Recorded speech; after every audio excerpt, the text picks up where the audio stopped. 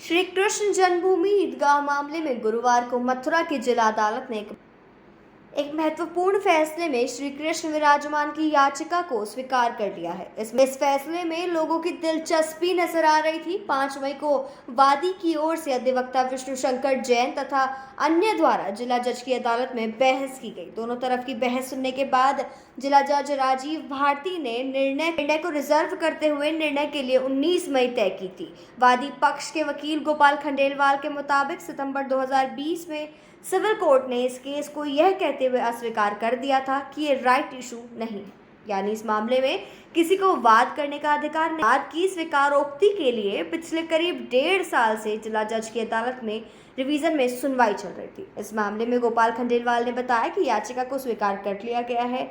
जिला जज अब किस कोर्ट को सुनवाई के लिए यह प्रकरण देंगे, अभी तक फैसला नहीं लिया गया है।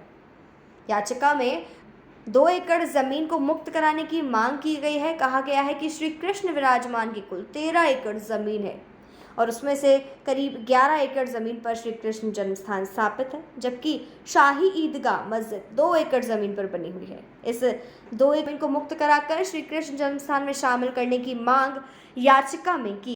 नोटरी वाले मामले में शुरू में अब लोअर कोर्ट ने, सिविल जज कोर्ट ने इसे दर्ज करने से मना कर दिया था और दावा खारिज कर दिया गया था। उस आदेश के विरुद्ध ऊपर अपील की गई, फिर उसका रिवीजन में कन्वर्ट किया गया। अब जैसे कि जानकारी में आया है कि उस रिवीजन में रिवीजन को स्वीकार करते हुए कोर्ट ने ये आदेश किया है कि इसे दर्ज किया जाए और दर्ज करने के बाद इसको आगे दूसरे पक्षों को उसमें जवाब देने का मौका होगा।